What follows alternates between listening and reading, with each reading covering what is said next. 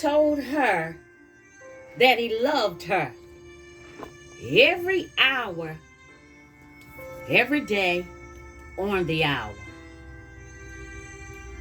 More than you would think to be normal. And sometimes she questioned it. But she soaked it up and continued on receiving it. The love that was. The I love you from work, I love you on the road, whatever he was doing. She didn't question it. Although she questioned it, if you get my drift. He showered her with gifts, and the love making was, well, you know. She could not believe that a love like the movies that she watched, the fairy tales that she grew up on, and seeing what she thought she saw in other relationships, she thought here is her chance. She never took one moment to stop to see exactly if the roses smelled like roses. But that's what we do when we're feeling good and our endorphins are flying high. He went on to shower her for weeks, months. She was on a cloud that cloud 9 couldn't even match. Times 10. And then, one day she came home from work. As she turned the key into the door, her door, by the way, she stepped in onto her threshold. She felt an eerie feeling. But she just continued to skip to the loo, my darling, on, up, and through her home. And the further she got from the threshold into the living room, passing the dining room, up to the kitchen, and through the stairways. Because, see, they had a beautiful home. She did. She climbed those steps to upstairs to call out for Bay. In one room she went, he was not. In another room where he kept his clothing was empty, gone. Every shoe that she purchased, every coat that he may have got her to buy, not even one piece of underwear of his. Yes, she came home to find him vanished from her life. Completely. Absolutely, positively vanished. An empty room.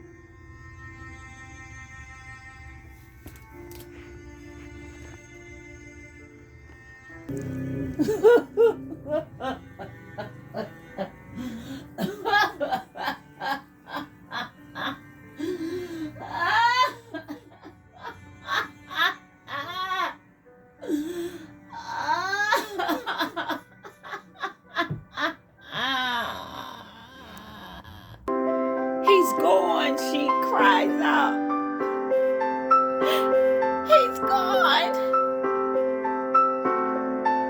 She rushes in her study room. She grabs her phone and looks. There's no missed calls. She checks her text messages and there are no texts. Just one from a girlfriend wanting to go out and have some fun to celebrate her new promotion. in which, by the way, she never responded to. She runs in the bathroom because that's where he spent majority of his time. Hint, hint.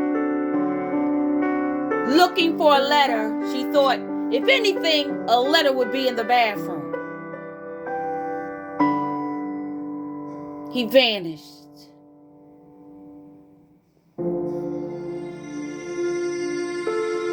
Utterly and completely from her life, with no respect for a call, no respect of a text message, not either a letter. So now she grabs her phone. She rushes to find her phone. She needs to call him immediately to see what's wrong. Why? What happened? Where are you? Can I come pick you up? Stay where you are. I need you. I need you. Where are you? Please answer. Please answer. And she dials the number. As her fingers are nervous and shaking and she's jittery and her heart is pounding, feels like it's going to bust out of her skin, she dials the number. And this is what she heard. We're sorry. You have reached a number that has been disconnected or is no longer in service. She dialed it again in panic and saying to herself, this is not possible. Maybe I dialed the wrong number. And this is what she heard. We're sorry. You have reached a number that has been disconnected or is no longer in service. Still in disbelief, she tried it again and again and again and again and again. Over and over and over again.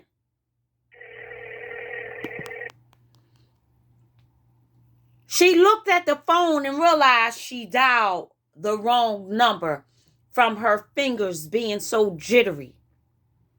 She called her girlfriend over and said, listen, I'm nervous, I'm shaking, I'm making mistakes all over the place. Please dial the number for me.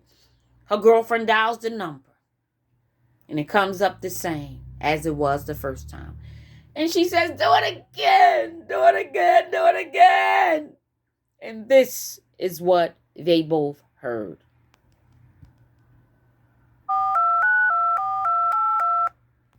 And the girlfriend says, look, sis, this is his number.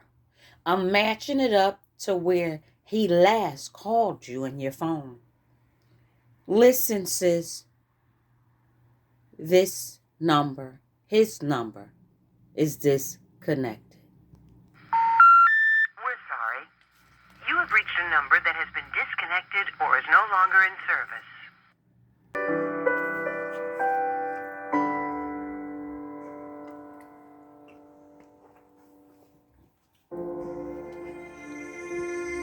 See, folks, the person that she was dating for a little over 6 months, she didn't, or should I say wasn't dating a normal, somewhat healthy human being.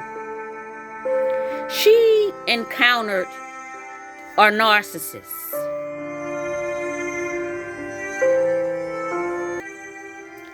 See, a narcissist, they don't know how to love at all. They do not. I know it appears that they do because they mimic what you do and what you show and what you say to them and to others. They were abused when they were young, and it closed off something. And they're still stuck in that child that was abused. I know you know that the narcissist that you're dating or have dated acts like a child. is not reasonable. She encountered a narcissist.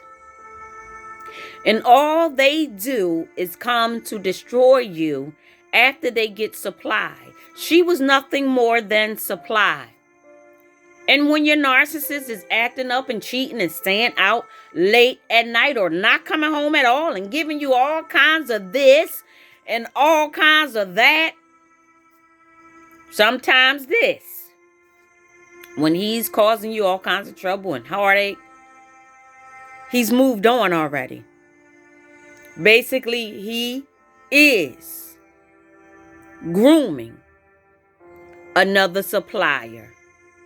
Someone will be so happy and so giddy and lovable and, oh, you can have this and you can have that.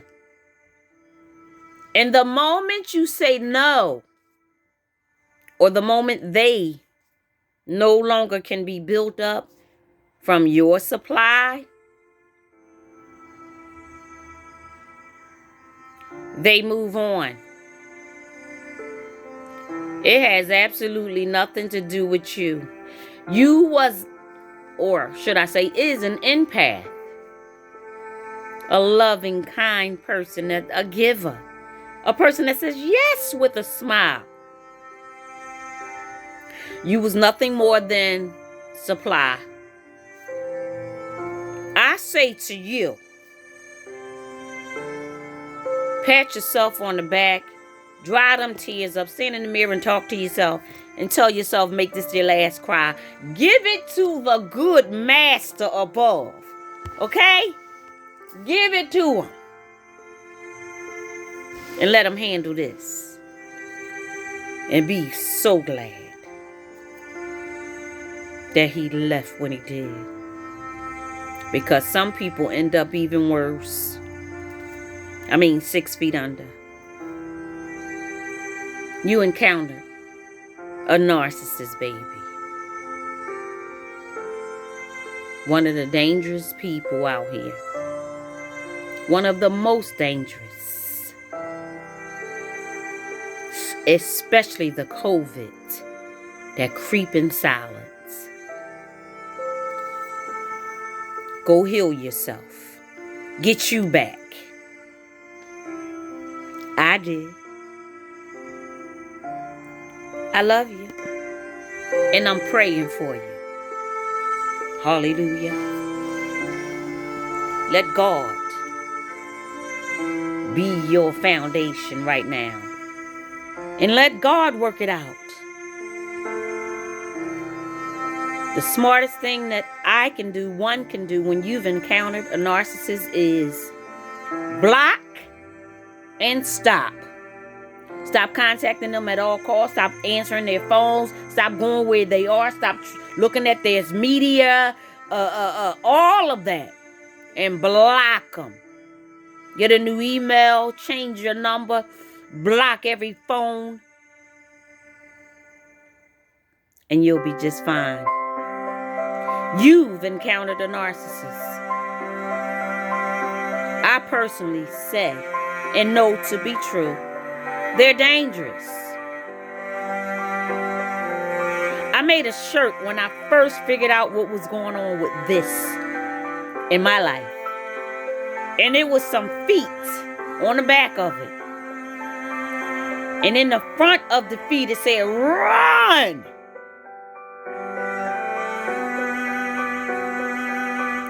That is my suggestion to you. Run. And you'll be just fine. I love you.